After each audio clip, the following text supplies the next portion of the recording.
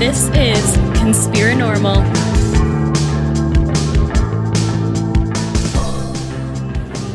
All right, everybody. Happy New Year from Conspirinormal. It's a brand new year. It's 2021. Already absolutely insane. You know what? It really, really is. It really, really is. We've had an awesome event happen in Washington, D.C. I'm, of course, being facetious because it was absolutely horrible. But, interesting nonetheless. The ancient Chinese proverb of living in interesting times is definitely coming true in the early 2020s. So, yeah, I mean, I think we'll have more to talk about it later on, probably in like a Patreon episode at some point. But right, and in the Patreon episode that did just come out, that hopefully our patrons and Conspirinormalists can check out, we discussed some controversial events within the 14 and paranormal worlds, which we thought were quite the hot topics before before the day after this episode was recorded. Yes. Makes all this look quite trivial. Yeah, it makes it look like you said, it makes it look trite. So yeah, I don't think that this is something that we have ever seen before. I can't think of another time in American history where anything like this has happened. I can think of many times in the history of many other countries where this has happened. But in American history, I can't. So, I mean, basically, we're recording this little intro here a few days after we recorded the show, and right now, as of the night of January 8th, 2021, they're talking about impeaching Trump again and possibility of removing him from office. And this is all like in less than 2 weeks before he's gone anyway. Like, this is how serious this shit has become. So, and once again, much conspiracy theory has been in the crosshairs in its role in creating this environment. Well, it's definitely something that has helped it along, that's for sure. And not that we haven't been exploring this exact phenomenon. Most simply put, is weaponization of conspiracy theory on a level we've never seen before, and a war on reality. We've been exploring those themes all of last year. Yeah. And talk about coming to a head. Yeah. It's all coming to a head. Well, we just hope that everybody is really safe out there, and you guys are watching it as intently as we are, because it's some pretty interesting and scary times. And by the way, coronavirus continues to kill about 4,000 people a day. Now, that's the news that, has kind of gotten shoved to the side after all this. So, there we are. So, but the reason that we're kind of doing this intro, and I don't know, we may do intros from here on out, I'm not entirely sure. The reason that we're doing this is that we just kind of want to give you guys like a little bit of a disclaimer about the episode that you're going to hear, which is our interview with Alex Tsakiris.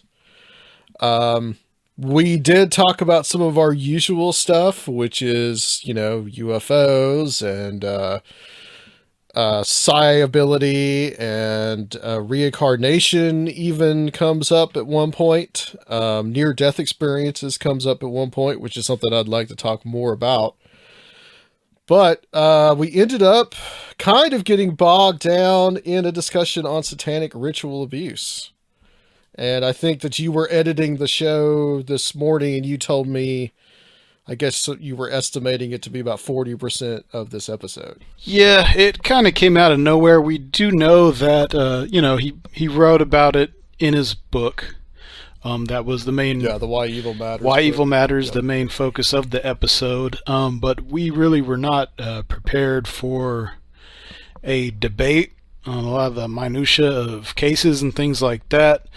We know it's not something you're usually used to hearing too much lately on Conspirinormal, because obviously me and Adam are quite skeptical of satanic ritual abuse narratives and what became known as the Satanic Panic. Always saying, not that we are saying that there has never been documented cases of organized network of abuse of people and children, but we think the satanic ritual abuse narrative is largely convoluted and has done a disservice to actually stopping those types of abuse. Yeah, and that is something that I hope that we kind of stood our ground on a little bit on this in this episode. As you just heard now, and as you're going to hear in this episode, I think that we tried our best to kind of counter some of this, but then we also try our best in the outro section to talk about it as well. So just the usual kind of generic disclaimer that, and I hope you guys know this by now, that the views of the guests do not necessarily reflect our views. And also, I do want to add too that it does get kind of descriptive at a certain point. So I do want to make sure that, if you are easily triggered by such descriptions of things like abuse, particularly child abuse, you may want to just sit this one out. So you have been sufficiently warned in the front. Right, but there's a lot of other interesting things we talk about, and that we don't have any major disagreements about at all, and a lot of good insight that Tsakiris provides as well. But we just kind of felt like that bogged it down a little bit. But nonetheless, we're still putting the episode out. Yeah. And we hope that you guys at least find it interesting. So I think without further ado, we'll go to the interview. All right. Welcome, guys, to Conspirinormal. It's the first show of, the first technical show of 2021 that we're actually recording in 2021. Welcome back. Happy New Year. All that great stuff. Welcome to the future. Welcome to the future. Yeah, we hope it's going to be a better year than 2020. And we're starting out with a guest that is about to have a book out about evil. And actually a first-time guest, Alex Tsakiris. Welcome to Conspirinormal, Alex. Well, awesome. So great to be here with you guys. Adam, Surfiel, like I said, I've known about you guys for a long time, and it's good to connect. Yeah, absolutely, man. We've been kind of chatting here for like the last 20 minutes, talking about like interesting family learn Adam's whole life story. Yeah. It's been interesting. So, the book that you have out, or I guess the book isn't coming out quite yet, right? It's called Why Evil Matters. Got to get that subtitle in there, because that's going to be our topic of conversation. I think it's coming in. When is the book come out? It's like coming out like, is it soon? Yeah, it's soon. It's one of those things. I had a publisher, and the publisher dropped me right at the last minute, and not exactly sure why, but anyways, end of this month, January, beginning of the next month, I'm pushing it out. And the subtitle is How Science and Religion Fumbled a Big One. That's right. We're going to put those guys in the crosshairs. Science and Religion Fumbled it. So I guess really to start off with, Alex, just kind of like we talk a little bit about yourself. I mean, you are the host of the Skeptiko podcast, which is a very popular podcast, as I understand. And just like why, what I want to start off with, though, is kind of talking about, how you got into these subjects yourself, how that occurred for you, and how this examination of why evil matters is based on kind of like your views on consciousness. Well, it does in a way relate to the conversation we were just having before, in that, when I started way back. And I was just a business guy, and I was high tech, had a company, was fortunate enough to sell my company. And I always had in the back of my mind, I always had an interest in spirituality and science, and whether or not my own spirituality was squaring with science and what science had to say. And I was interested in skepticism and skeptics and stuff like that. And, as I heard you talk about, your journey into podcasting, mine was really about, I want to talk to these guys that seem to know stuff that I want to know, but you can't just call them up and say, answer my questions. So podcasting was my vehicle to be able to call up Rupert Sheldrake and Dean Radin. And those were the guys who I was interested in, because they were doing something called parapsychology. And that seemed like the closest thing for me between this science spirituality question. So you started talking to guys like Rupert Sheldrake and Dean Radin, and to try to kind of figure out like what science has to say about consciousness in particular.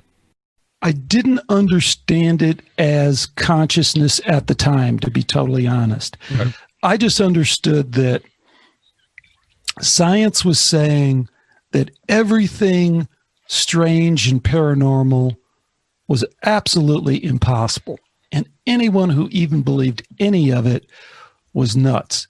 And they were throwing spirituality in there too, all the aspects of spirituality, really all the aspects of us being more, of people being more than, my pet phrase, biological robots in a meaningless universe. That was science's dogmatic position. So finding Sheldrake, Dean Radin, and other people who were pushing against that in a very scientific way and saying, wait a minute. I mean, Rupert Sheldrake is a Cambridge biologist and highly regarded, and is publishing in Nature magazine. And he's saying, slow your roll there a little bit. That doesn't really square with the data. Doesn't look like we are these biological robots. And it looks like consciousness is more than what we think it is. So that was kind of my entry point into the whole thing.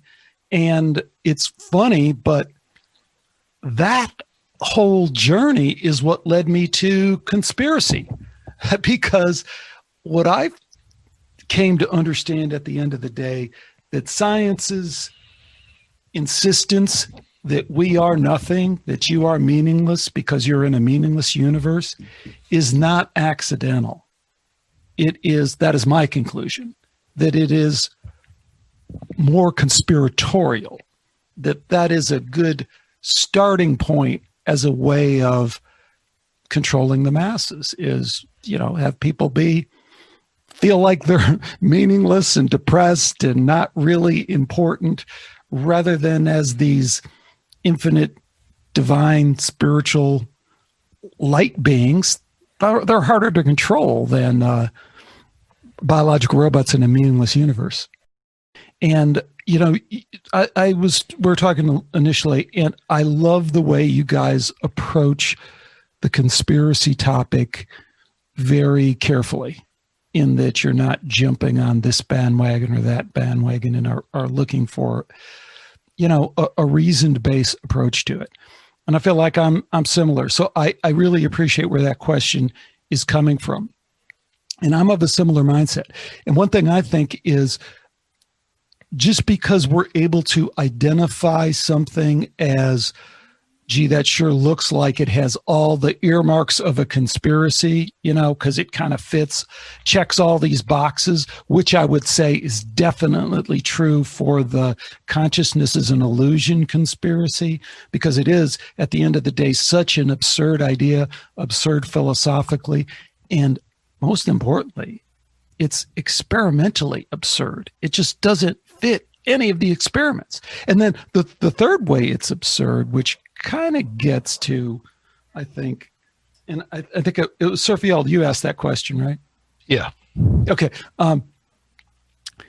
The other thing that we have that directly would point in that direction and contradicts the non-conspiracy idea is when you look at something like Project Stargate, which is the famous remote viewing program that, by the way, was under the auspices of the MK Ultra program, right? So it's just one of the wings of the MK Ultra. It kind of gets this sanitized view of it because we all feel comfortable with, remote viewing, but it is in that it's that part of that program. But here's the killer on that is they didn't think that we were biological robots in a meaningless universe. Their whole the whole practice presupposed that consciousness is expansive, extended consciousness realms. Even if we don't understand them, we can begin to learn how to weaponize them, how to manipulate them, how to use them. That was part of their program that they ran for 20 years. And Right. if anyone ever had any doubts about the legitimacy of that program, well, they just released 60,000 documents into the public domain. Yeah. And it now cannot even be questioned that they had proven to themselves over and over again that there was a reality to it. So now you have a real mismatch, right? You got the government insiders playing with the extended consciousness realm, and then you have the hardline science just kind of maintaining the old thing, oh no, consciousness is an illusion. Nothing here, boys. Just move on. Yeah, something like Project Stargate. I mean, they would have, like you said, they would have taken it at face value from the get-go that this is real and that this is extended consciousness is an actual thing. There was no debate in their circles. Right. And we have to assume that or whatever debate there was had been settled and they had decided, okay, we can move forward. Are you talking about a conspiracy that is kind of from the Enlightenment time or perhaps the Renaissance, or do you think this is something that goes back further? Oh, that's a really good question too. Because what we think of as this materialist paradigm, really comes from that classic Newtonian kind of, world that was created in the Enlightenment. Right. I just think it gets, as you go back in time and you try and piece together that history, I think it's harder for us to really know how those guys were processing it, because one of the things that I think pops up again and again, and it's back to why I kind of was kidding around, but not really about the subtitle of the book, is religion, and in particular, we got to call out Christianity, really poisons the well in this whole thing for the longest time, because a lot of what we're seeing with science is reactionary against some dogmatic and what we would now understand to be, not very well-reasoned Christian apologetics and Christian control of, all the stuff that has been going on for the longest time inside the church in terms of political and social control and power and money control, which is, well documented.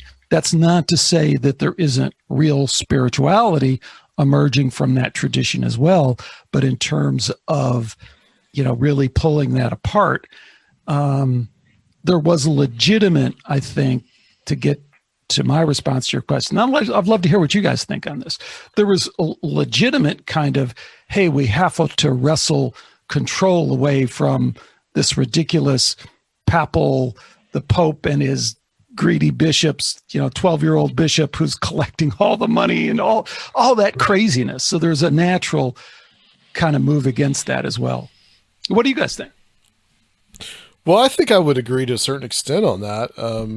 That definitely that science was almost like a reaction to, or I guess the science of the Enlightenment rather was really a reaction to like some of the things that the church would not budge on. I mean, I guess like Galileo would be like a good example of that, right? Yeah, I think that's what you use in the book, I think, to really showcase that, don't you, Alex? I don't think I was so much on Galileo, was I? I think you said that was kind of where that disposition, really came from, the way we think about it now, as far as that science versus the church kind of thing. Oh, Yeah. You know what? It was one of my guests. Okay, yeah. No, you're definitely right. And I think it was, it could have been a couple different guys. I can't really remember right now. Yeah, but it was one of my guests who kind of pointed out that history. I think it was Donald Hoffman. Does that seem right to you, Dr. Donald Hoffman, who's a Caltech physicist and really a cool guy? It was a cool interview. As far as how I feel about it, I really think the whole kind of disenchantment of the world thing is kind of a myth, and I think a lot of those early people of the Enlightenment, they definitely had documented spiritual metaphysical interests, and they're not mutually exclusive. But I'm actually reading this really good book right now from Jason A. Josephson Storm called The Myth of Disenchantment, Magic, Modernity, and the Birth of the Human Sciences, which really goes into that and how we have this popular conception that, since the Enlightenment, the world's been disenchanted, and we keep saying that we're having these magical revivals and things like that, but it never really went anywhere. And this idea that it was disenchanted beginning with the Enlightenment is a really much more modern idea. I think that's, that just strikes me as probably more true than not. I mean, certainly Newton, he's been kind of outed as a very occulted kind of guy, but also a very spiritual guy, genuinely spiritual, so it's like, and that's what I'm saying. I think it's hard as you go further back in history, because we don't understand the culture that those guys were in. We don't even understand the culture that we're in a lot of times, and we're kind of trying to figure that out. And then as Americans, we're especially ethnocentric, and we go look at somebody else's culture and we go, oh, wow, that's really your view. And I think that's kind of part of our dilemma here is that, the idea that consciousness is an illusion. The Neil deGrasse Tyson quote that I have in the book, and I play it on Skeptiko all the time, and it's just so absurd. And then I'm laughing, and I had the interview with Dr. Bernardo Kastrup, and we're both just laughing. It's like I wouldn't be surprised if we find out that consciousness is nothing. This is Neil deGrasse Tyson, who, like it or not, is kind of the mouthpiece for science as we know it, saying something that is just completely absurd. And if you took it back to, like we're talking about, you couldn't place that comment in any time or any place when a people wouldn't just kind of scratch their heads and go, what the hell are you talking about? Consciousness is an illusion. You're not sure whether you are in there. I mean, think how ridiculous that is. I mean, I don't know if you're there, Adam, but the one thing and the only thing I do know for sure, I'm in here. That voice inside my head is me. Right. And for science to do this kind of in your face kind of thing, that maybe that's just an illusion. Maybe you're not really in there. And like the thing I always tell you, if you want to look at the scientific experiments, there's bunch of them, but it all starts with all the way back to the double slit experiment. That is a consciousness experiment. They weren't really interested in light beams going through slits. What they were interested in is consciousness. Is consciousness playing a role in all the stuff we're observing? And the answer that they found, and it's been repeated over and over and over again, every which way they do it, is absolutely yes. And you'll still hear people who go, well, that depends on how you interpret it and this and that. And that's just not true. The answer is always the same. The observer effect is real. Right. Consciousness is in play in all the experiments. Yeah, that's what I was about to. Yeah, that's what I was about to bring up. I mean, things like the Heisenberg uncertainty principle and these type of things. Like, you know, how do we actually influence our environment? So if we don't have a consciousness, if we don't have some kind of influence, then I would see maybe that if there wasn't any kind of influence, that we wouldn't have. That we're just nothing. We're just a set of neurons going off all the time, and we're just based on our chemicals, and our emotions that we feel are just based on our chemicals, and these type of ideas. It's just like you have to like look at the spiritual side of that, and that's why I really appreciate people like Dean Radin and this kind of like psi research of just like we do have a much more like non-material influence on our environment, if that makes sense. Yeah, I would agree. Well, and so this new religion of scientism, and if there is a conspiracy that exists, I want to get it right, that you are kind of proposing that it has in its interest, it wants to promote this kind of strict materialism that negates the existence of evil, because that actually enables more of the evil to actually exist. Is that what you're kind of saying with that part of it, with the science part? I wouldn't actually go quite that way, because to me it's a little bit subtler and stranger than that. Okay. I think the conspiracy, the scientism conspiracy, as you put it, which I think is a good way to put it, is better understood as just you want to have that control, right? I mean, you've already spent all this hundreds of years and all this energy wrestling control away from the church. The last thing you want to do is let down your guard and let those bastards come in the back door by starting to say, well, actually, now that we've looked at it, there is this extended consciousness realm, and we can't totally rule out things like angels and demons and God. We can't really shut the door on that quite like we thought we did, right? That's not good for business. Number one, for the business of science, but it also isn't good for the social control mechanism. It's not good for, hey, how do we just kind of keep everyone in line kind of thing. So I don't think you need to have a smoky room in the back to orchestrate that. I think you just kind of see things going in a certain direction, and you set up those institutions, and you're happy to see them run. The evil thing, I think, is quite another issue, because the strange thing about the evil thing is that science is sitting there, and science is completely denying evil, right? They're just laughing. They're like, ha, ha, ha, you think evil? I mean, consciousness is an illusion. All you idiots running around.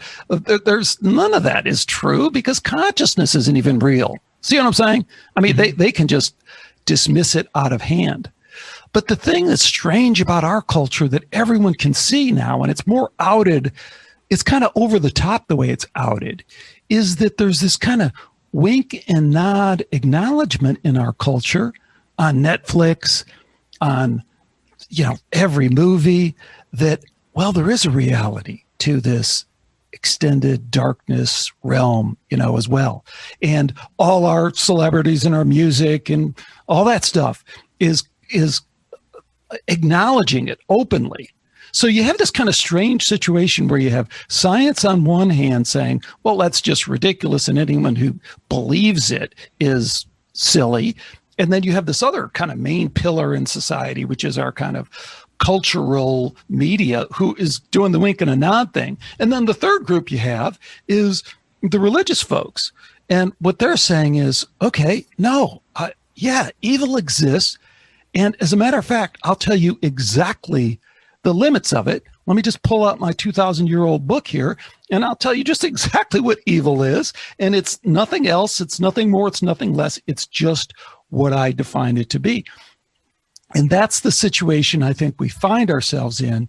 And it's a really, really bad situation in terms of trying to get to that deeper understanding of what evil is, what it's all about, how it comes into play in our life, in our society, whether it's, something that we have to work through, or whether it's something we have to avoid, or whether it's something we even have to embrace because it's, part of our makeup. You know what I mean? So I think we're just not put in a position where we can start having this kind of next level intelligent dialogue about evil.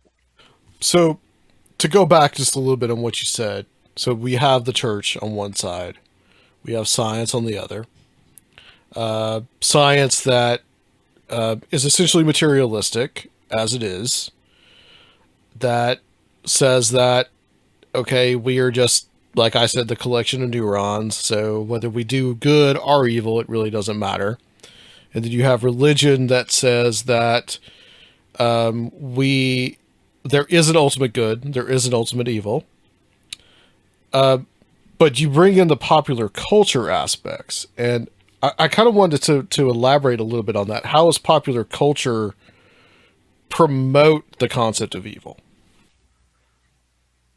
Well, I think we all experience that and again, it's been outed in almost an over-the-top way, but in terms of our music videos that are overtly satanic for whatever reason, we can, first of all, I'm not a Christian.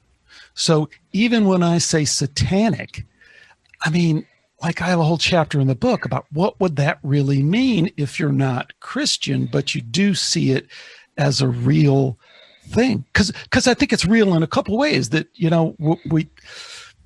we have to get to is that one, if you understand that there are malevolent forces in the extended consciousness realm, not even understand, if you're just willing to entertain that possibility and say, okay, I get it, Alex, what you've kind of laid out, I'm willing to at least entertain that as a thought experiment. Is there this extended realm? Are there malevolent forces there?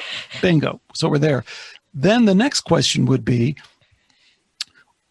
what is their connection to what we see when we see people doing things like satanic ritual abuse, which is something I have a whole chapter in the book because, like, I kind of gave you guys a heads up that we might butt heads on a couple of things. I mean, again, I'm not a Christian. There's no way I would deny satanic ritual abuse. There's too many people who've come forward and said, yeah, this is what they're doing. They got the hoods on and they're speaking all this Latin and they're doing that. Now, there's a bunch of different ways to process that, but I don't know how you step over the evidence that there are people who are saying that's what we're doing. We're doing satanic rituals, and as part of it, we're doing very abusive, destructive things to people. Again, what you do with that evidence, I don't know, but that's the evidence. McMartin is a classic one. Guys, you guys are so, I don't know if you've corrected ship on McMartin, but you got that thing all backwards. You just totally bought into the whole satanic panic freaking craziness. I mean, satanic panic is real, and it's horrible to think that people went to prison for things that they didn't do. But have you ever heard of the witch hunt narrative, that book? I mean, I've heard of the concept of it, but not the particular book, no. So this is a book that was written by Brown University scholar, professor, Dr. Ross Cheat. Brown University, no slouch. The premise of the book is that this idea of the witch hunt is completely false. It isn't supported by the evidence. Case one of McMartin preschool, little Maddie Johnson, who's 3.5 years old, is barely speaking complete sentences, comes home and he's bleeding out of his butt, and he goes to his mom and tells him that the teacher did something to him. So what she does is what any parent would do. She kind of freaks out a little bit, but she rushes the kid to their pediatrician. And the pediatrician takes one look at the kid and says, we got to go to UCLA Medical Center. And they go to UCLA Medical Center emergency room, and they go, this looks like sexual abuse. And they go to the third guy who's connected with the police department, and they go, this looks like sexual abuse. And the next thing you know, they're doing an investigation at McMartin Preschool. So you hear all this bullshit about, McMartin and satanic panic. That is freaking case number 001. Is Maddie Johnson. What would you do if your 3.5-year-old comes home and he's bleeding from the butt? And then they found other kids that also had physical evidence. And, back to the Ross cheat, anyone can look this up. You don't even have to pay anything. You go to Amazon, look inside, look witch hunt narrative. The guy names freaking names. Here's the doctor at UCLA Medical Center that says, I examined the kid and this is what happened. Even in the defense of the McMartin guy who did this to the kids, his defense attorney admits that the evidence on one of the girls that was molested is quite strong, but he instructs the jury to ignore that evidence because it's outside of the statute of limitations, which is his right. I mean, as an attorney, he's doing the right thing for his client. But I'm not particularly persuaded by that as a defense argument as to whether or not the guy really did the deed or not. He did it. Well, there's a lot to unpack there. Okay.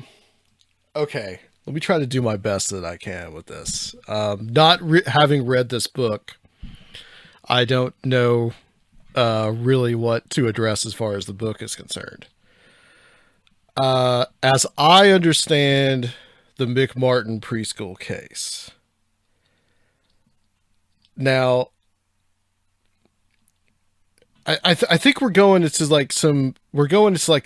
some. I didn't intend to get this.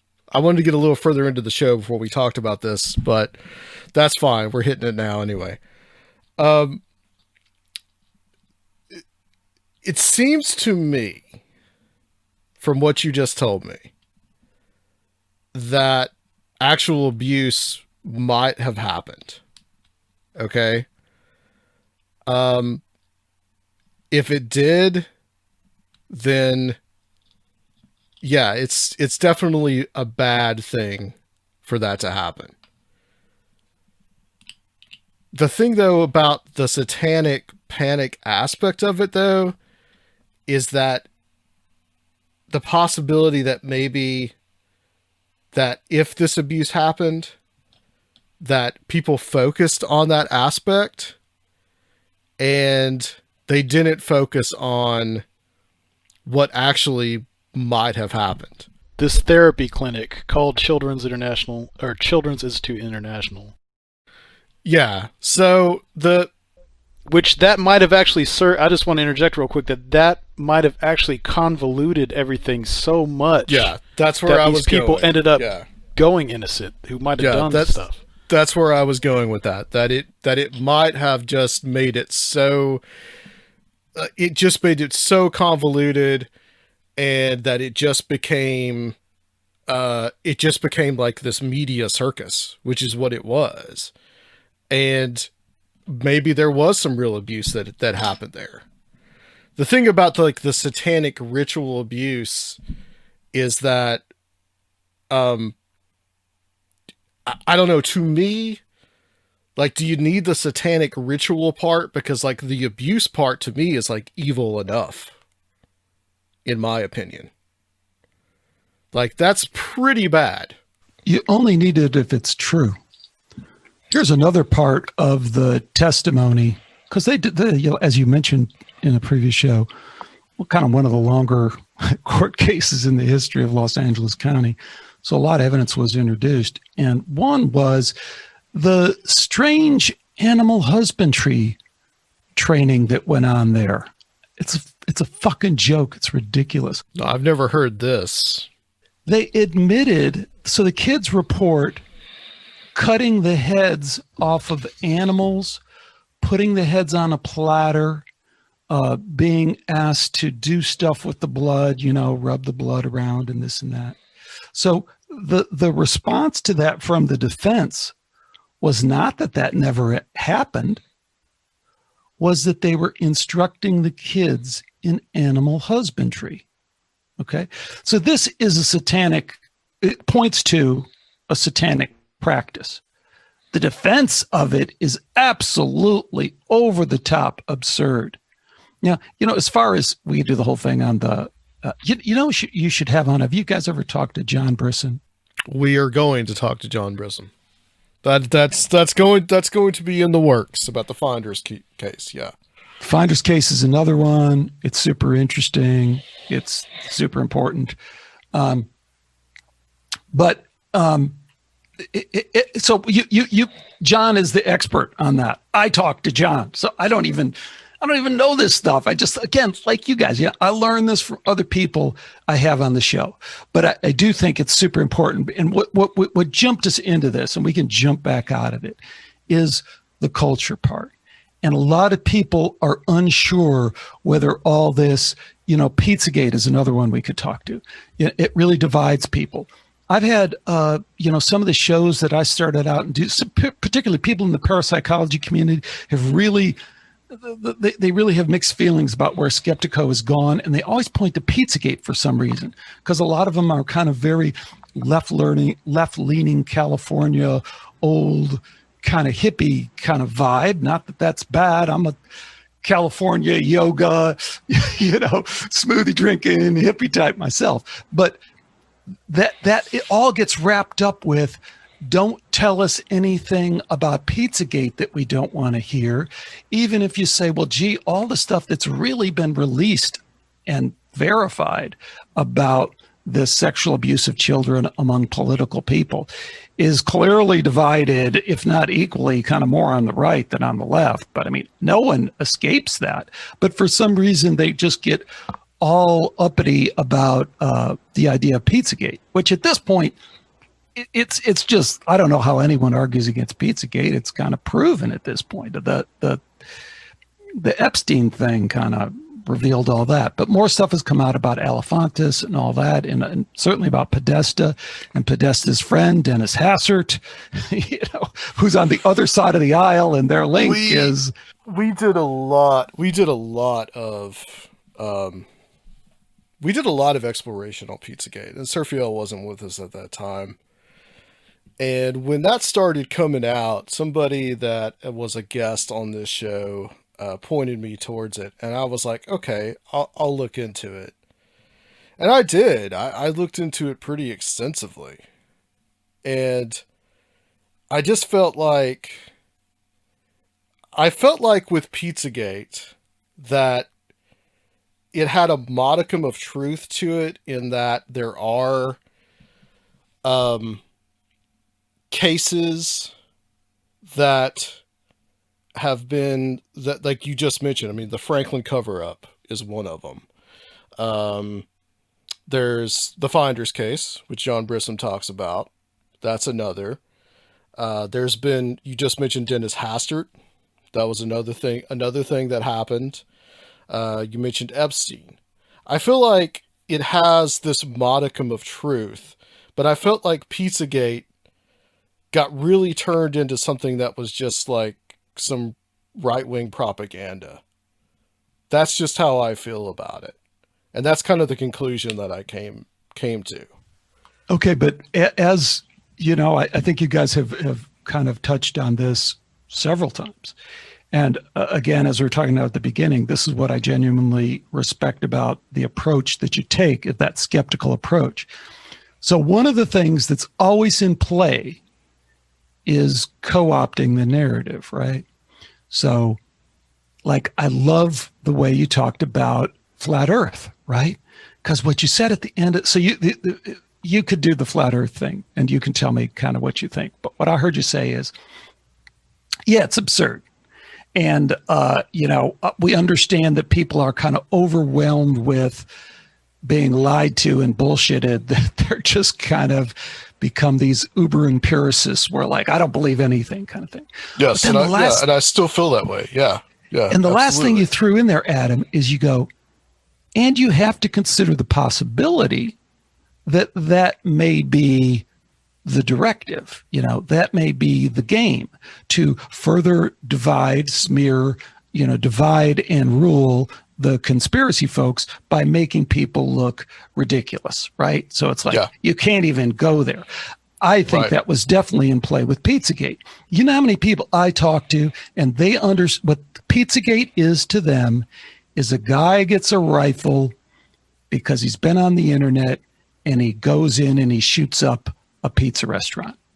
And I want to go, well, okay, but that's not really what the term Pizzagate was coined before the guy ever did that. It was coined when the real conspiracy for Pizzagate that everyone misses, they didn't at the time, but they do in the rework of it, is that they released all these Podesta emails 4 days before the election.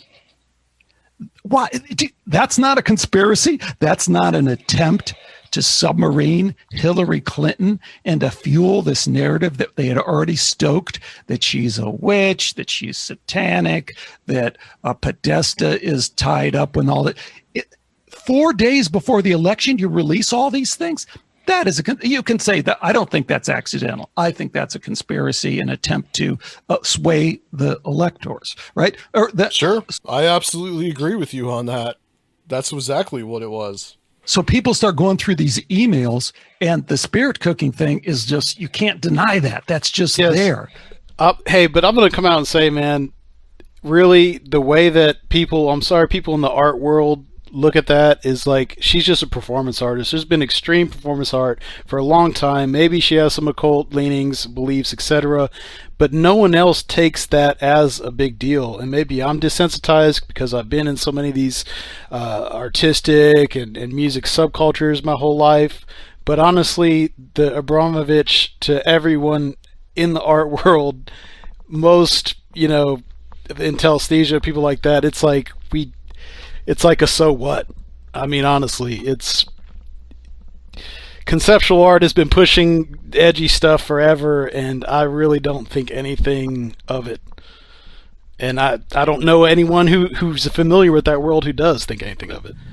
Well, I can't quite agree with you on that last one. I understand that world enough. My uncle was a pretty renowned artist and was head of the sculpture department at Indiana University. I've been around that stuff all my life. But that doesn't mean that I totally disagree with kind of what you're saying. But it is like, I appreciate you guys have a kind of this shaded, there's different ways to shade it. And you're looking at it one way. I'm looking at another way. That's fine. The Thelmic, she's directly linking herself to the Aleister Crowley stuff, right? So then we can go and say, you can totally deconstruct Aleister Crowley like I have on the show, and you guys I'm sure have too. But the idea that people have that this stuff is related to what we would generally call, and you can't call it, we have to get back to talking about satanic, because a lot of times these people are working with these practices that aren't really satanic as much as they are these other pagan traditions. And that would catapult us into an interesting discussion, though, about why evil matters, is that we have to have some understanding about what's at play in terms of these malevolent forces, and whether or not someone like Abramovich is interested in trying to empower herself in this realm by marshaling the forces of this other realm in a way that most of us wouldn't feel totally comfortable with. And I know I talked for a long time, but we got to talk about Annika Lucas, right? Because the other chapter in my book that I think is key, there's two that are really key, is Annika Lucas is someone who, as I explain in the book, I connected with her because she's a yogi and I'm into yoga, and she has a school. She does volunteer work in upstate New York. She started this incredible program for incarcerated women to help them recover from trauma through yoga. But the real story about Annika Lucas is she was sold by her mother to a satanic cult when she was 6 years old. And you know what? Satanic never came up in the whole interview that I was talking to her. And I said, what about satanic ritual abuse at one point? And she goes, well, yes, these guys were all satanic. That's who they are. She was raped thousands of times, 6-year-old kid. She was taken to a mansion and raped by what she later understood to be world leaders. And this was all part of it. Did you ever hear about the Dutroux case in Belgium? Unbelievable. Yeah. It was all over the news. It was the biggest Epstein thing back in the 90s.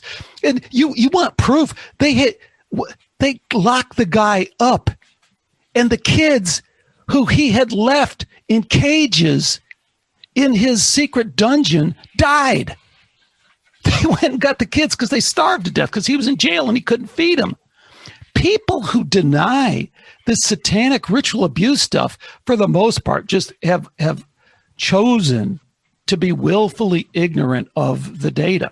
So Annika Lucas, her story isn't even unique. There's other people that have come out and told similar stories. But, the only way she got out of that thing was one of the people inside the cult felt pity on her when she was 11 years old. She had been in for 5 years as just a total victim. And he got her out. And the guy paid for it with his life. As she says, they killed him. So I don't know what satanic means. I don't know what spiritual forces these people are connecting with, because I'm suspicious of the Satan story, but I'm not suspicious of the evil, and that there is evil, and there are people in this realm and in other realms. They wouldn't be people in other realms, but there are forces in other realms that, for whatever reason, do bad things. Oh, that's a definite given. Yeah, we definitely believe that there is and has been networks of organized abuse with all kinds of international elements to it. But the satanic ritual abuse narrative that this is organized as something satanic and occult, I mean, you talked about the media. I don't think the satanic ritual or the satanic panic would have happened without the satanic exploitative movies of the 1970s. And I've been pushed in directions to look at a lot of the conservative Catholic elements who are opposed to Vatican II, and people like Malachi Martin as being the kind of initial push that created this idea of a vast satanic conspiracy that was doing this. And Ed and Lorraine Warren were another one too. And I think more than anything, though, things like Pizzagate, things like the idea of this widespread satanic ritual abuse actually served to muddy waters and to make it harder for real things to be uncovered. I think a lot of this has elements of a psyop. Perhaps it is on another level to actually just muddy the whole thing. Yeah, because I think you got to look at who it's directed to. I mean, it seemed like with Pizzagate, and finish your thought in a second, Sir Fiel, but it seemed with Pizzagate that it was really directed towards Christians in particular, because they're going to be the ones that are going to get much more upset about anything that has to do with like a satanic ritual abuse. We're on the same page. I just think where you go with that.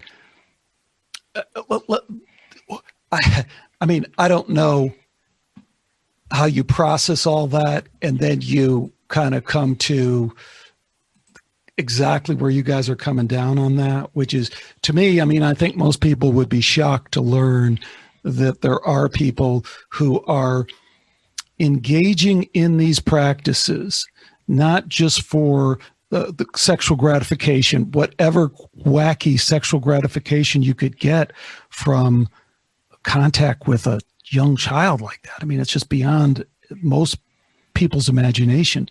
But Yes. the part that's really intriguing, not intriguing, that's the wrong word, but is disturbing, is that they are explicitly doing this in order to manipulate the extended consciousness realm.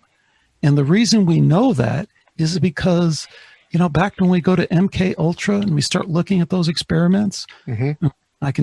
we can talk later about, you know, if we want, but I just had an interview with Whitley Strieber, who I've, you know, followed for a long time. And it just totally confirms what I've found. And also I interviewed Dr. Tom Zenzer, who's a clinical psychologist that worked in the same area, but it's about dissociative identity disorder related kind of manipulation of the extended consciousness realm. Is that's the data that keeps coming back over and over again, and it matches what's happening with the satanic ritual abuse, that somehow there's some desire to access in some way we don't totally understand these extended consciousness realms.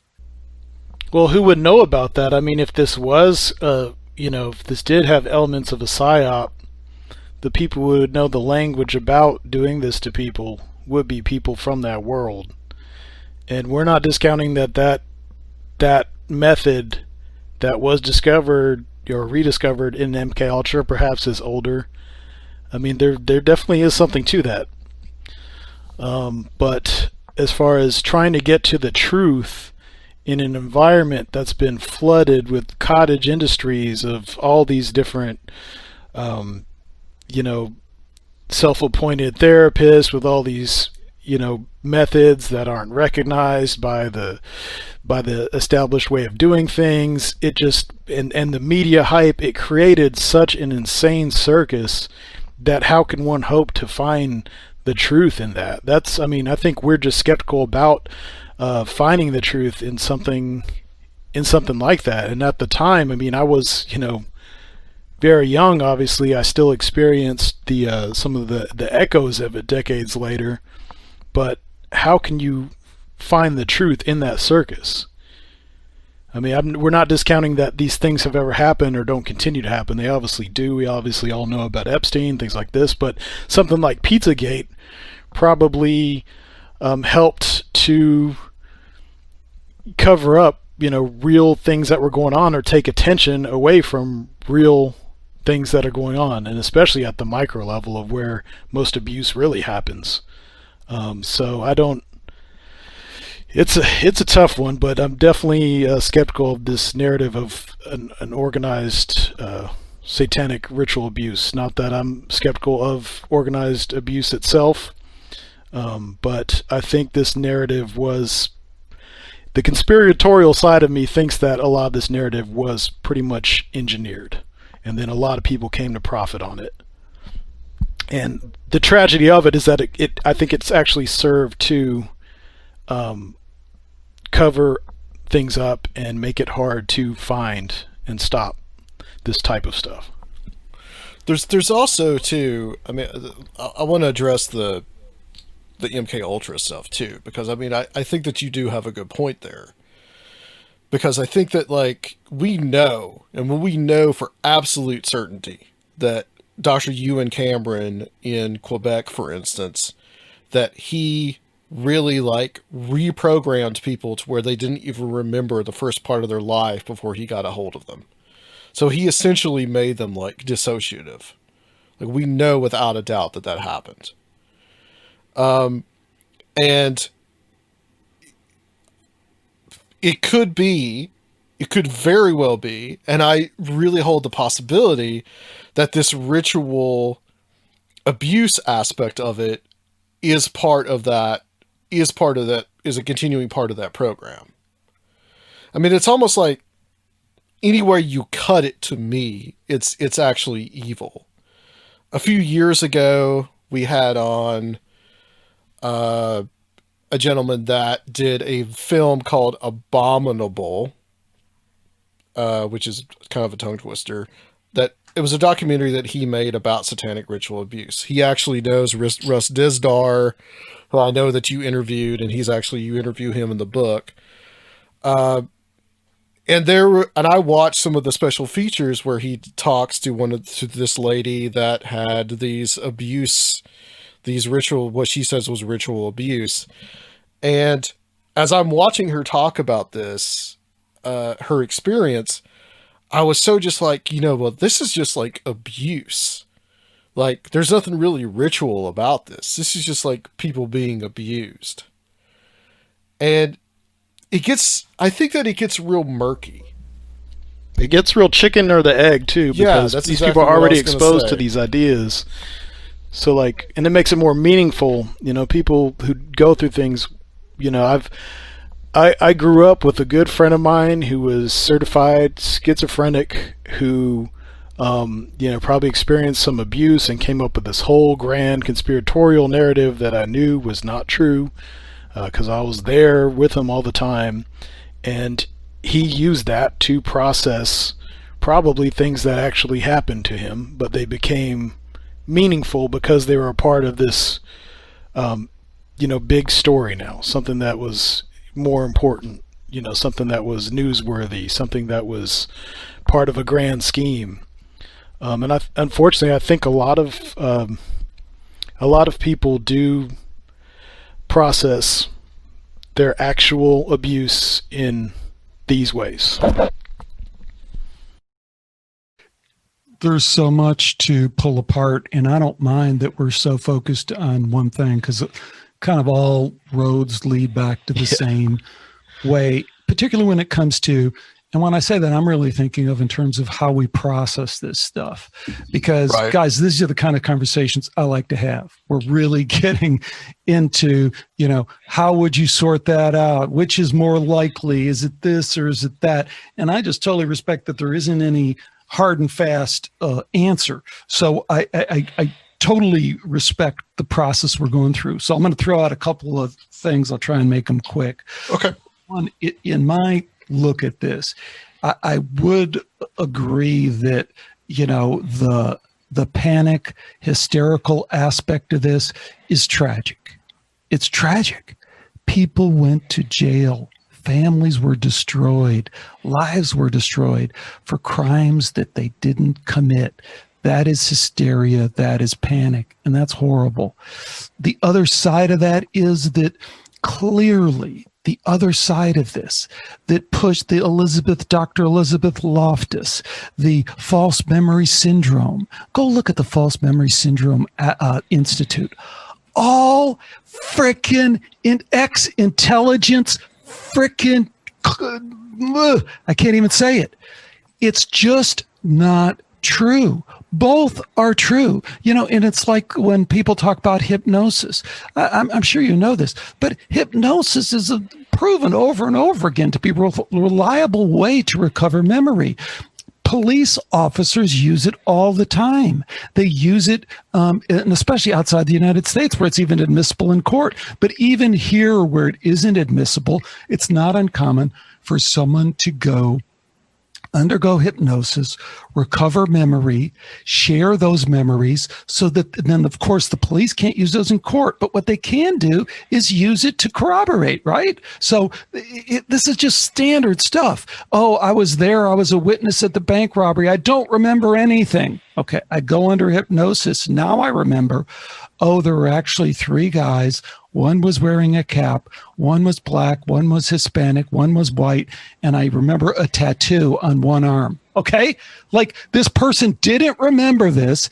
Now they do remember it, and the people they have in custody exactly fit the description, and with other evidence, they're able to convict them. Now, I'm making that up as a hypothetical story, but it's like this stuff happens all the time. That is recovered memory. Now, that doesn't mean that repressed memory isn't, and it doesn't mean that false memory isn't true as well. But the people who had the most to gain from the false memory syndrome meme that got perpetrated were the people who are doing these crimes. The McMartin people, who did the shit to Maddie Johnson. Those were the ones who had most to gain. The psychologist in that case was the most despicable, greedy professional you could ever do. What he did in many cases, what they uncovered was he didn't even, in some cases he led, as we saw, in the videos, he led the kids and helped them construct false memories. But in other cases, he just didn't even bother. He just made up, he just copied whatever the person had before and said, yeah, he told me the same thing. So did they, as you guys said, mess up the case? Did they add to the hysteria? Did they do? Yeah, all that stuff is true. But it's also true that this false memory syndrome stuff, in my read of it, is most connected to defense attorneys who are defending pedophiles. That's just how it looks. And I interviewed, the opening chapter of the book is my interview with FBI, NAMBLA, North American Man Boy Love Association, Bob Hammer. He is a no bullshit 20-year FBI guy, and he'll tell you what lying frickin' guys, they have nothing to lose. I mean, if you're convicted of these crimes, you're not even going to make it in prison. So they will lie whatever they have to do to get off of it. So I'll leave that, but I do want to leave time to circle back and tell you what Whitley Strieber told me about his personal account, because I think it relates to all this. Well, just to address the McMartin preschool case, I mean, it seems it is nebulous, and I do admit that from what you're telling me, but it kind of seems that that maybe the guy possibly was the perpetrator, and the two women, maybe they just got caught up into the fray, so to speak.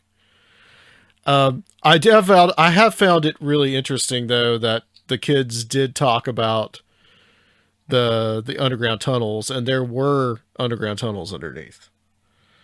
So, I mean, that's almost where I just leave it, essentially, is there. I mean, just take it where I don't really know where to take it, honestly, on McMartin in and of itself. No, I got you. There's no end to how far you can research this stuff. Yeah, I agree. Yeah. What did Strieber say? Whitley Strieber, as most people know, is most famous for the book he wrote, I think it was in 1989 or 87, the book Communion. Right. And if people don't remember, because I'm a little bit older, but I remember, when that book came out, it was transformative to people to even see that image. You talk about repressed memory. It triggered a lot of repressed memories for people just the first time they saw it. No priming, no anything else. They saw that alien supposedly on the cover of that. So Whitley recounted his experience in the forest of Maine, and he's never changed that, and he's added to it, and he's further written many, many books, done hundreds and hundreds of interviews, including he had an implant, supposedly, that Dr. Lear couldn't remove because the implant was moving and all these other things. But the story, here's Whitley's story. Whitley grew up in San Antonio, Texas. His father was in military intelligence, interestingly enough, Air Force intelligence. When Whitley was a young kid, I'm trying to remember the name of the Air Force base. They came to his house and they said, "Hey, Whitley, we got a great program for gifted kids like you, and we'd like for you to come with us to this program." And he said when he got there, there were kids in cages, literally in cages. And he said it was the most traumatic, horrifying experience of his life. And it went on for months. And the only way that he got out of it was that he got very, very sick from another related illness that wasn't related to anything they did to him. And that's what got him out. But he says, the kid across the street who went with me, kid was never the same. Never even got out of his house after that. Died at 50 years old in his house. He said his sister destroyed as a person. That this dissociative identity, because it was part of an MK Ultra program. And what they did to these kids in these Faraday cages and the abuse that was inflicted upon them was intentionally an attempt to weaponize this extended consciousness that seems to be easier and more malleable in young kids. And Whitley said when he came out of that, he was so traumatized that later in his life, he tried to put it back together, everything that happened, including taking a trip to Monterrey, Mexico, because he remembers it. And when you talk to Brisson, John Brisson, ask him about the Finders cult, ask him about Mexico, where they took these kids. Mm-hmm. And Whitley said he found the hotel, but he couldn't find the other things. Just to interject, the first time I heard about the Finders case was Strieber, by the way, but because he feels that there's a connection with what happened to him. I think it's an amazing account. I don't even know how we connect that to the ET thing, but it is, it is something that we have to consider, particularly, I don't know if do you guys know Grant Cameron? Mm-hmm. I'm familiar with him. Yeah. The UFO researcher, Grant Cameron from Canada. Right. I always thought he had an unbelievably great insight with the Wilbert Smith memo that was famously released in the Freedom of Information Act. But the memo, I'll spare you the long story, but the guy from Canada goes down and he says, the U.S., I shared with them our UFO stuff. They shared it back with me. It's the highest level thing. Vandervaart Bush, he lays out all the guys who are there. And this is supposed to be a secret memo. And it's the highest level thing. But the last sentence of it, Adam, he says that there is the key to this is a mental phenomenon that, blah, blah, blah.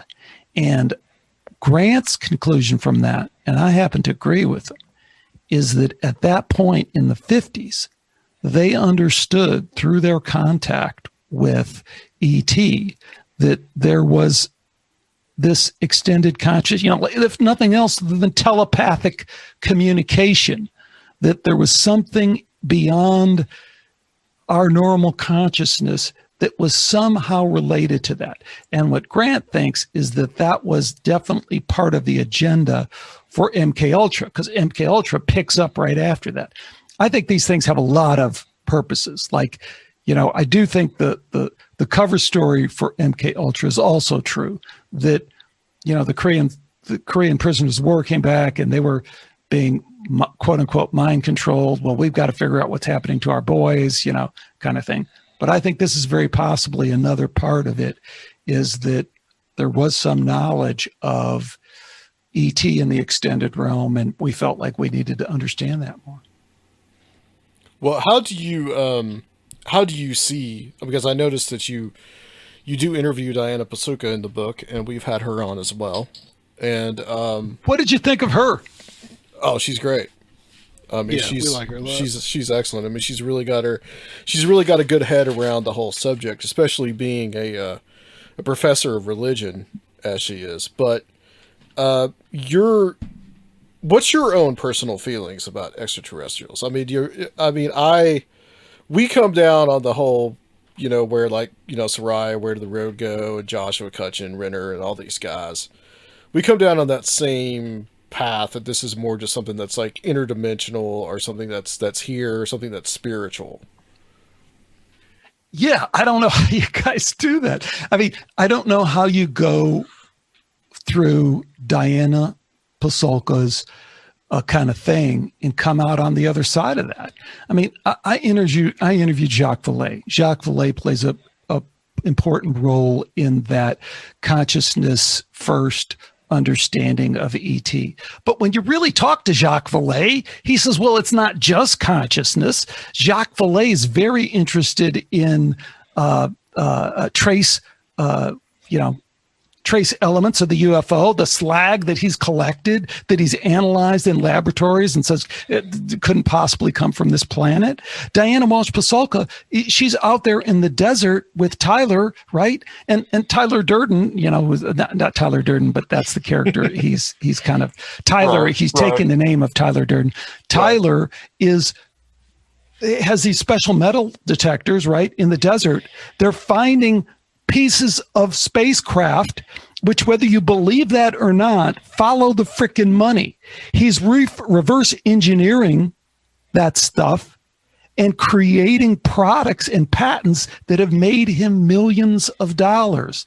The guy flies on Lear jets like they're Ubers. He calls them up on the cell phone. He shows up. He stays at the Ritz Hotel for thousands of dollars a night and wears Gucci clothes from his frickin' space junk patents. So this idea, I'm all about consciousness, man. I mean, that's my main thing. But I don't know how you step over the data of a physical component to the UFO phenomenon and therefore the ET. I don't know how people process UFOs and then say, yeah, but that doesn't prove ET. I guess. I think like any other spiritual phenomenon, it can manifest itself in ways that are physical. Yeah. And that's where her background in studying relics comes in. Because she's comparing that material. Then there's nothing to talk about. Then I get it. I do get it. But then there really isn't anything to talk about. You know, if we're saying, well, even if we were able to find physical evidence, even if ET showed up on the White House lawn, even if ET, you know, you had a personal experience with them, well, it could all be just, you know, it could all be, you know, somehow magical in some way. I mean, I don't deny that that's true. I'm just saying from how do you really do anything? Well, I think there is the weird spiritual component, but then I also think there is the secret technology component. And those may be different things. The technology may be inspired, but I think there's probably more than one thing going on. I'm not vehemently against extraterrestrials, physical extraterrestrials, but it's just my personal doubt gets in the way of it. Well, to me, I look at this possibly being a much more spiritually based phenomenon, and I actually got started in this from a Christian viewpoint, and I've since kind of, I don't know, adapted it a little bit, but to me, I look at it from the point of view that if these contacts that are going on and these experiences that people are having are very much in the way of like a modern day religious transcendent experience, and that to me is more infinitely fascinating than somebody coming from Zeta Reticuli. And then plus things that, like, I know you've talked to Joshua Cutchin. I mean, things that like Josh talks about where he does these books that compare all these different aspects between Bigfoot phenomenon, alien phenomenon, fairy phenomenon, all these types of different aspects. And it's just like, there's so much more that I feel is going on. And all of those have physical manifestations. Yeah. And I kind of gather too, Alex, that you really believe that there are spiritual entities. Correct.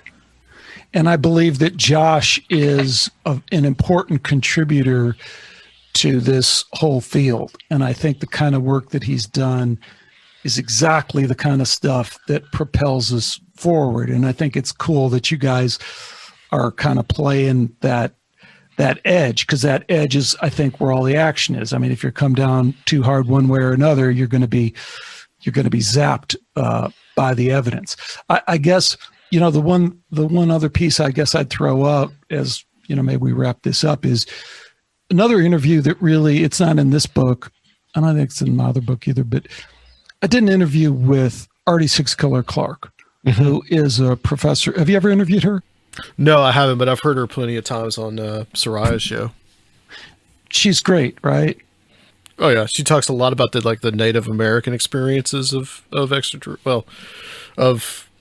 extraterrestrial contact. Yeah. Yeah. And, she's an anthropologist, Montana State University, and she's in that department there, and she's trained in that. And her work is at that level, that caliber. She's not just a YouTuber or somebody like that. She's a super smart person. She's also Native American. But the interesting thing about that from an anthropological standpoint is across time, across culture, right? When we find stuff that keeps popping up consistently across time and consistently across cultures, then we got to go, that's, kind of, maybe we should give it a little bit more weight. And that's what her work, I think, does. She has all these different groups. Now she's gone beyond the United States, but also in Canada, Central America. And they're saying star people. They come from the stars. They told us they came from the stars. You go over to Africa, same thing. They came from the stars. That's why we wear these masks and we do this. So I'm not saying that's the be all end all, and I don't want to come down. I want to stick to what I'm saying, that I like the edge that you guys are at. I'm on the edge, but I guess I'm a little bit more on the other side of the edge, is that the Occam's razor, if you will, to me points to the simplest answer is that what all these folks are saying is true, that they came from the stars. I don't know where the fairies came from. I don't know how they play into it. I think it's real. I don't know where the angels come from. I think they're real. I don't know where the demonic things come from. I'm inclined to agree with Tom Zinzer that it's really about being stuck and about the same way that creepiness happens in this realm, because from a spiritual standpoint, I think it's really about the light. I don't think it's really about the darkness. I think the darkness gets way, way too much attention. I agree with you. We're all inherently good, divine beings, and that we can always seek the light no matter what. So, a lot of stuff there. Yeah, there is. There's a ton there to unpack, and I mean, I do personally believe that there's like a spiritual world. I mean, I have myself, I've experienced it.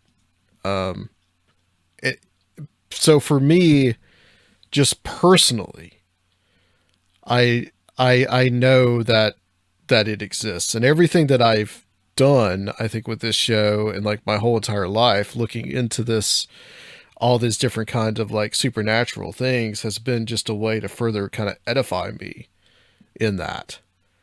And I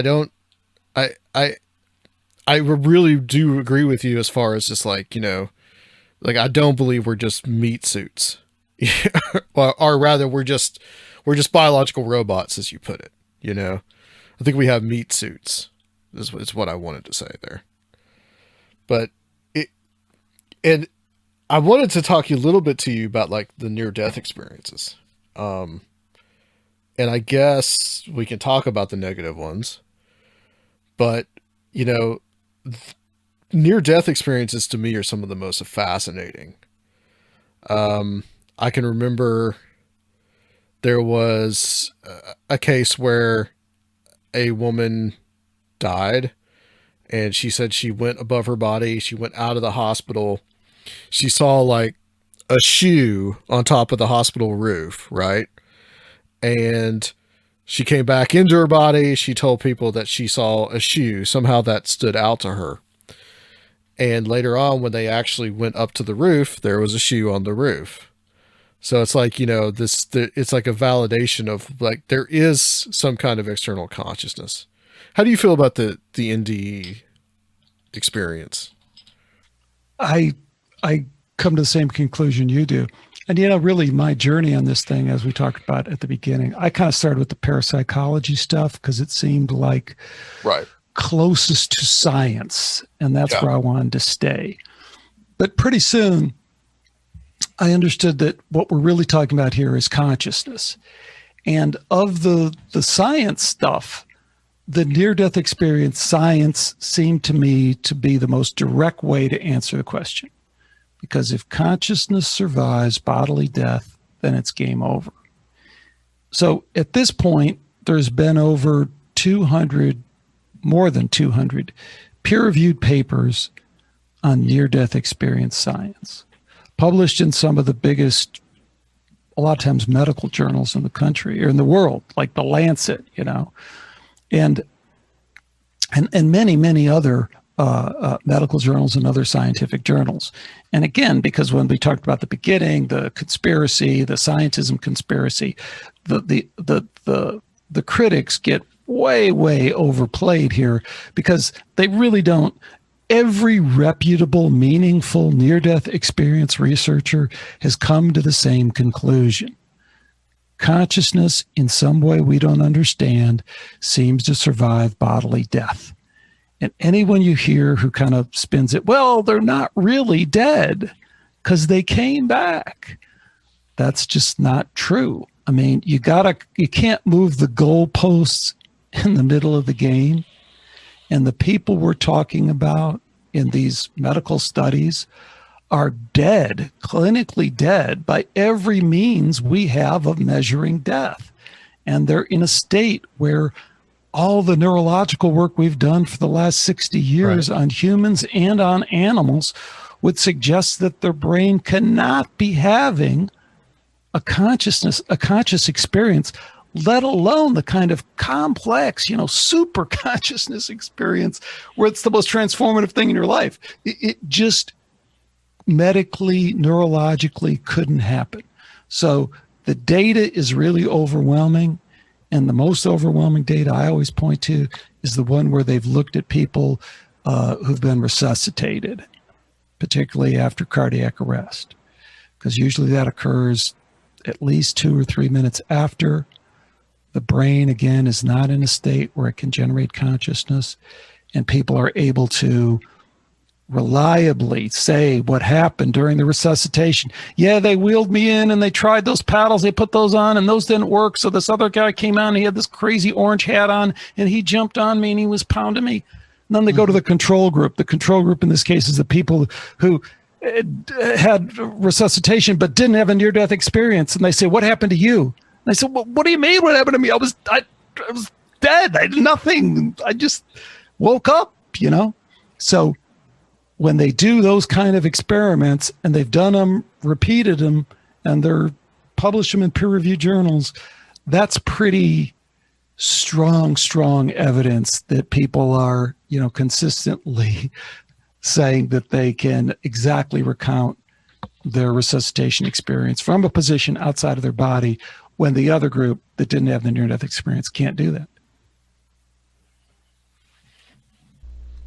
And I guess the only thing that they have right now is the skeptics have is that they just say perhaps we don't have a way to measure the neurological activity that's going on, which is kind of a weak argument. Well, that's promissory, science. Like in the future, we may be able to prove that's not acceptable as any kind of really reasonable scientific argument, that in the future we may be able to prove something that conforms to my belief. Right. Agreed. Yeah, I find it fascinating. I also find the reincarnation stuff really fascinating too. You mentioned Ian Stevenson and Jim Tucker in the book as well. I find that stuff to me is like really, really fascinating. Well, Adam, I heard an interview where you seemed very well versed in some of the best cases, and again, I commend you for just saying, "Wow, that's solid data that I can't, just step over." So There we have it, and I'm with you. I love your kind of measured skepticism, because what you're saying is, no, I'm not going to ignore the data, but I'm not going to pretend I know what that means, because I think you're right. We don't really know what that really means in terms of reincarnation. It points in a certain direction, but I like that you're hesitant to kind of, jump in there and say, oh, this is what it means. Yeah, I kind of have my own weird experience with that too. Oh, really? What's that? It's this weird memory that I have. When I was like really little. Well, it's actually like a memory of like being in like, it was like, I almost think it was like a battlefield or something. And I can remember seeing somebody on a horse with like a tricorner hat, you know, and then like my next memory is probably like me being 3 or something, like my 3rd birthday party or something like that. It's this really strange memory that I have. And I've never been adequately, like I can even like see it in my mind still. It's that vivid, but I've never adequately been able to explain it. People have said like, well, War and Peace was on TV and then maybe you saw that. Maybe, I don't know, but it kind of like was one of those things that kind of like a sparked, a fascination with that. I'd love to get Jim Tucker on the show, to talk about some of his stuff, because I don't know if you've ever, there was some, you know, like super paranormal TV, I don't really buy into a lot anymore, but like there was a show that that had him on about like called The Ghost Inside My Child, where they talked about, how some of these cases that he looked into and seemed like some of the data sets were really, really matched to actual people's lives. When you start getting really deep into it like that, it's just like, there's something going on here. I don't know, was it Soul Survivor about the little boy that said that he was an Iwo Jima? That's a real fascinating case. I read that one. And then Ian Stevenson's material, who Tucker was his student, really, I mean, he focused on the East, and he focused on an area that, you know, like reincarnation is just part of their religion. To them, it's nothing unusual. Like we debate about it here, because, you know, Christianity doesn't accept it, neither does science, obviously. I saw recently like a danger or warning sign, I think in India, and the sign I think pretty much said like, you know, do not approach this area if you do not have faith in rebirth or something like that. Like they had actual warning sign. I had a friend that wanted to do reincarnation insurance. That like if you you could get your money back if you memorized a word. It was ridiculous. You wouldn't have many people filing to accept it, would you? It'd be paid off, you know. So I'm curious from you, Alex. We did a survey before we actually came on the show here. That was so great that you guys filled that out. I'm curious to know how we did on it. No, I have a lot of respect for you guys, and so we were very, very in sync on our answers. 'Cause I sent you my answers too, you know. So you did? Okay. Yeah, it's in a PDF there. So, no, we're like we're of the same mindset. Well, there's two of us here, so I'm curious to. Yeah. So I think I'm looking at, which one is this? Okay, so this one's Surfy Holes, and then so I shouldn't say that. Whoa, wait a minute. What if I get over to Adam's and he's like, oh, Adam left a lot more blank. I think the moral imperative thing is really kind of an interesting one. And it sounds like we're all kind of in sync.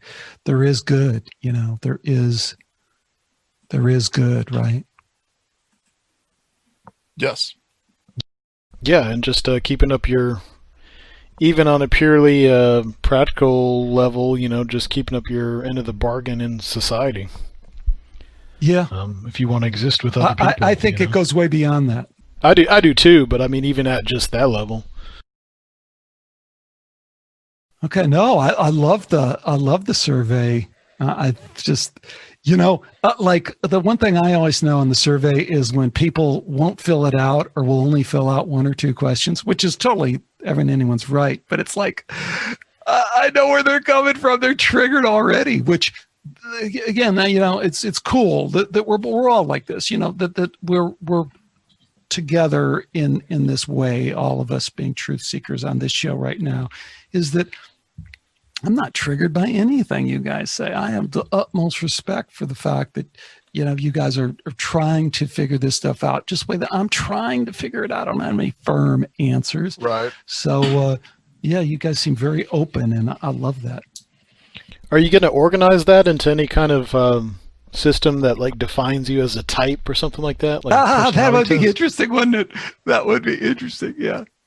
I just think it is somewhat, so people, they don't know because I'm looking at it here. Like the first question is science ? Check all that apply. Yes, duh, progress, iPhones and stuff. You could check that. And then the second one is no, duh, myth of progress, nuclear annihilation and stuff. Or 3, it's a method, not a position statement, which is what Adam checked. Extraordinary claims require extraordinary proof. You get what you pay for, inextricably linked to scientific materialism. So you know what I'll do? I'd be happy to send this, or we can publish a link, and anyone who's listening to Conspirinormal can fill it out, and I'll circle those back to you. You guys can see what your audience thinks if you like. Yeah, sure. Absolutely. That sounds great. That sounds really great.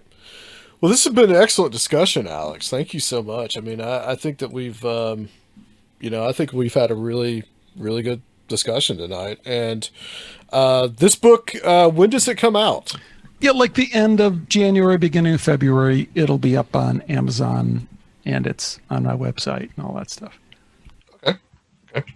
So it'd be like Skeptiko.com? Yes, with a K on the end, K-O. And where can people hear the show? I mean, I'm sure it's everywhere that podcasts are, so. Yeah, Skeptiko.com. Been there for a while. Awesome. Well, we really appreciate you coming on. This has been great. I think we covered some good ground. I don't think I got to all my questions, but I think I Well, we'll do it again. I'm going to ping you guys in a few months and maybe have you over on my turf, and we'll do it again because I really, really enjoyed the conversation. It was great. Yeah, same here. Okay. Well, on that note, guys, we will be right back to close out the show on Conspirinormal.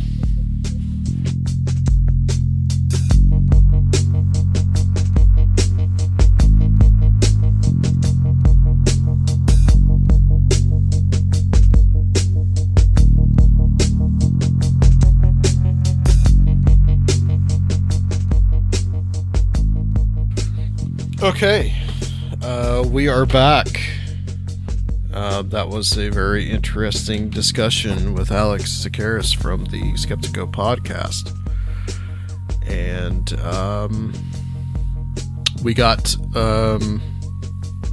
kind of bogged into the whole like satanic panic thing for a little while and the satanic ritual abuse stuff. But it was still a really, really interesting conversation. I think in that, yeah. And I think in that respect, I think that we kind of agree to disagree on that. I'm kind of nuanced on the satanic panic. I've looked into it. I've studied it a lot. Some of the McMartin preschool stuff that he threw at me, I wasn't really as aware of. Some of those aspects, but that is part of the book. It's not the whole book, and I felt like we covered a good portion of what he talks about in the book. Now, I mean, you guys can go back and you can listen to several episodes that we did at the beginning of 2017, where I talked quite a lot about Pizzagate and kind of like my feelings about it. I'll reiterate that I don't buy into the Pizzagate stuff. I think that there were some things at the time in those emails that I thought were strange, but I'm not certain exactly what was being talked about, so I really don't know. I don't. I'm not. I really feel that like Pizzagate was really being used as like a propaganda tool, and it's really what has, as we've talked about with Robert Guffey and Recluse, it's really what has spurred on the whole QAnon movement now, and which is really, as we've kind of revealed, and as Recluse has revealed on the farm, as like more of just a kind of a psyop, alternate reality kind of game kind of thing. This type of thing that I think that goes on. And I'm not so sure that Alex himself is like totally convinced into it. But it is what it is. And we kind of like agree to disagree on that. So what were your thoughts on that? As far as Pizzagate, I mean, obviously it is a rehashing of Satanic Panic stuff. And, I mean, like I always say, we're not doubting the reality that there is organized abuse, but the way that the Satanic Panic came along is really fishy, and, you know, looks like it had a lot of political implications, and the cottage industries of all these unscrupulous people sprang up everywhere, and they promoted a lot of this crap on daytime television, people like Oprah and Geraldo and Donahue, and Geraldo especially. Yeah. I mean, it goes without saying, I'm very skeptical of SRA in general. Not to say that there are not cultists who do things, but we know the overwhelming majority of things that we should worry about are on a much more micro level. And I don't know, I just think it's kind of unfortunate we got bogged down in that stuff, because we do have a lot more in common. I don't understand why people don't see this narrative as having a political origin. And he's not a fundamentalist Christian or even a Christian at all. So this is something that began to be peddled. Right. I can't really speak for him necessarily. I mean, I could say that, you know, he has talked about this a few times, but I can say that really the reason that people don't look at it critically is especially when you're in a religious group. I think it really feeds on those fears, and I think it's designed to feed on people's fears. We were talking earlier today about something that we talked about right when you first joined the show, which is Dave McGowan's Program to Kill. And I think that McGowan really goes into the Satanic Panic stuff himself. Like, he just kind of falls into it in that book. But the point that he kind of makes, and he makes this with the serial killers, is that he felt that it was like a continuation of Operation Phoenix.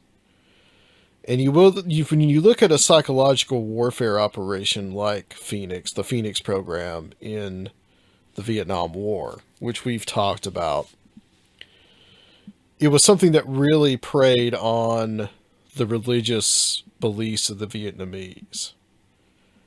And the Satanic Panic, in and of itself, is very much the same kind of thing, essentially. It preys on and is promoted by the religious beliefs of a culture, in this case, our own culture. So I think that that's something to really keep in mind What agenda there was in doing that, I don't know, and I can't say. But there may have been it may have been its own kind of psyop to see what could be whipped up in the community. Intelligence agencies have done this. It happens. It's not impossible. And maybe it was just some kind of psychological operation. The other part of it is that, like you mentioned, it really helped the media sell TV ads. So I think that there's 2 or 3 different things happening at once to create a perfect storm. Yeah, and like I said, I've been pointed at really looking at some of those conservative Catholic elements as to some of the genesis.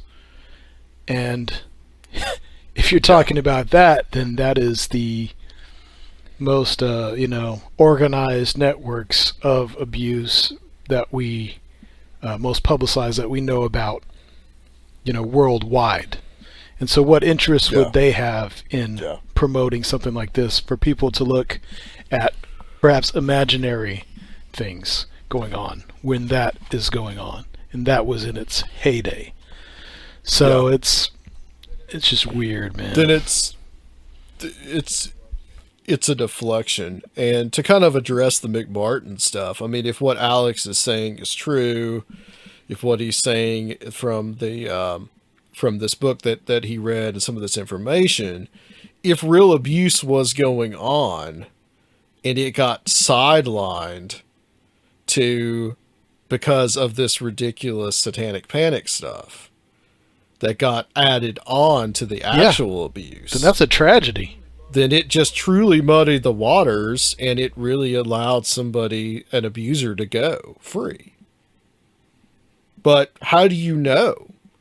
How do you know after, people were looking in one direction because they thought that, the kids were down there having religious, satanic, being abused religiously and satanically, and they were partying with Chuck Norris down in the tunnels. Way more than that. It's crazy stuff. Actual real things, actual sexual abuse could have been going on in the tunnels. And then it just got lost in just the craziness of the situation.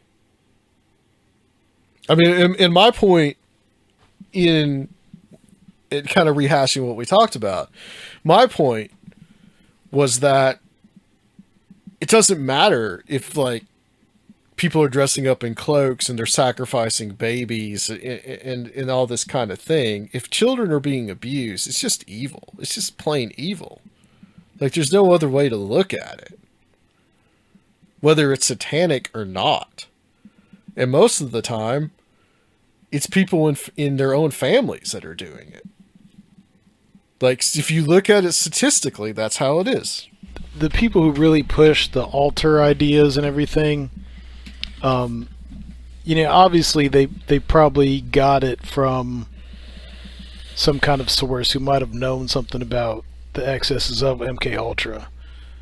I don't even know if that material was totally out there yet, where that actually evolved from. But the people who really popularized it, it was done in very exploitative ways too. So it's hard to... Yeah, of course, these things have happened. This is a possibility. But, it was popularized by the handlers of Kathy O'Brien and Bryce Taylor, pretty much, is where those ideas really got a foothold. And so... Which was almost just like, pure pornography for Christians. Yeah, these women were hypnotically regressed and recalled all this, of course, also. And, of course, we also don't... agree that hypnotic regression is I'm sure it works sometimes, but I don't think it's that reliable for hitching belief to something like this on. Yeah, well, especially if it's okay. So to address that just real quickly, when it's done by like a professional hypnotist or a psychiatrist or whatever, maybe there is something to it. But when it's done, but these people who are doing that in the 80s around the satanic panic shit, like them, and then also the alien abduction people too. I mean, like, Bud Hopkins. Yeah, Hopkins was the holy Haley thing we talked about. He was not a professional psychologist. Nor was David Jacobs. I mean, Bud Hopkins was an artist and David Jacobs was a historian. So that's if you talk to, if you go back to listen to our show with Jack Brewer, I mean, that. So,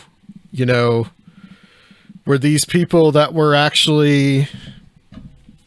actually did these regressions? Would that stuff have held up in a court of law? And it actually didn't in the case of McMartin. Again, it just muddied the water. So it sucks that we got kind of stuck on that. It's just, it just sucks we got stuck on it. And when something like that comes up too, I just feel like we have to clarify our position so much because it's such a hot potato that takes even more time.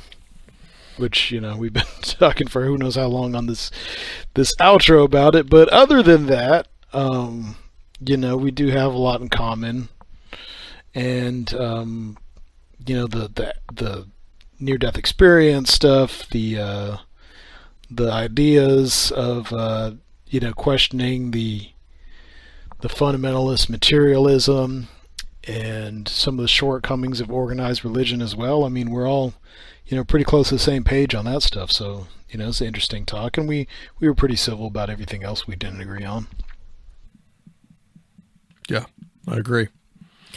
I wanted to do, before we go, we usually in this space, we kind of do the whole like Patreon spiel, which, if you guys know, we've got new levels and new prizes and stuff like that you can join now. So definitely, go check that out. But we'd like to point you guys to this. You guys may remember Jedidiah, who had been on the show before talking about some of his paranormal experiences. He was also on Strange Familiars. He actually came from Indiana with his wife, Erica, to Strange Realities back in 2019, and we got to hang out with him there. Over on New Year's Eve, he actually passed away. He was very young, in his early 40s. It was very sudden, very surprising, very shocking for all of us. And I just wanted to read this. This is from GoFundMe.com if you guys want to help out. This is called Erica Lost Her Soulmate, Help Her Keep Her Farm. On New Year's Eve 2020, Jedidiah Martin passed away unexpectedly, leaving Erica with the immense responsibility of taking care of their small farm, their dream in rural Indiana. Erica and Jedidiah's dual income helped cover a lot of the expenses, but now those future expenses are uncertain. The animals that they loved and cared for together still have needs that need to be met daily, which, by the way, they raised goats. Mortgage, car payments, feed costs have not stopped with Jedidiah's passing.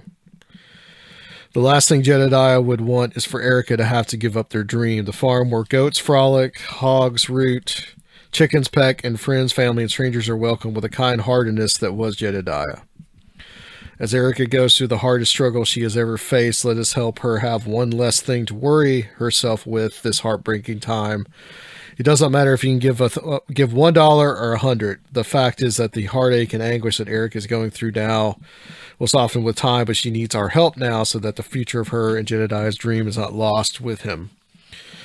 Let's show Erica how much we love her and remember Jedidiah for his amazing heart, his many talents, and his contagious, kind-hearted spirit. And I want to say that my heart really goes out to Erica, and my prayers too. It's an unfortunate loss. Yeah, Jedidiah was a really good guy. He was great, and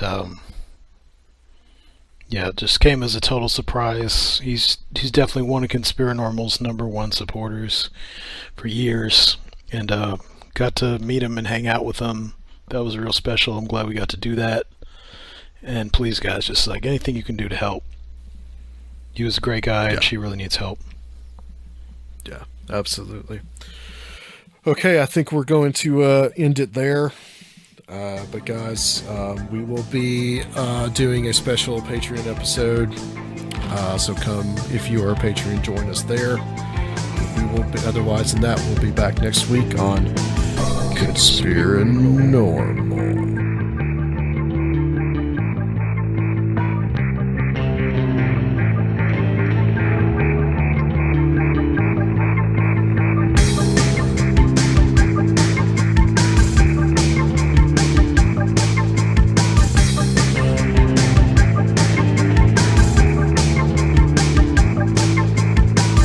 If you would like to help the show, please consider becoming a Patreon at www.patreon.com/Conspirinormal or leave a one-time donation at Conspirinormal.com. And please check out our YouTube channel, Conspirinormal Podcast.